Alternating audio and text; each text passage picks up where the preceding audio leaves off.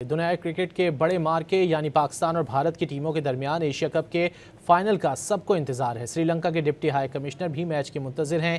कहते हैं कि दोनों टीमें बेहतरीन हैं। क्रिकेट डिप्लोमेसी के जरिए ममालिक के दरमियान ताल्लुकात को बेहतर बनाया जा सकता है। इस हवाले से मजीद जानते हैं हमारे रिपोर्टर अली वकार, जो इस वक्त deputy high commissioner Christine Robin के साथ मौजूद हैं। बताइए क्या कहना है इनका।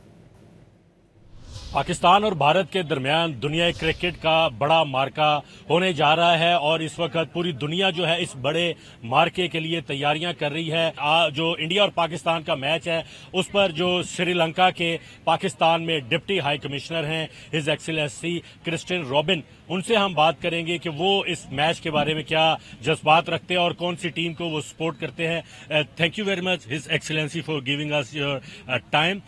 Do you like to watch cricket और you support cricket?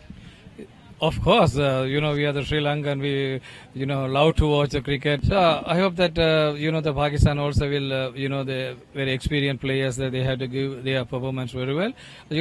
As a fans, we are waiting for as a Asian country. We are, the brotherly country, India, Pakistan. Tomorrow they are going to play. So we are waiting for their, nice match. आपने बात सुनी, deputy high commission थे श्रीलंका के पाकिस्तान में।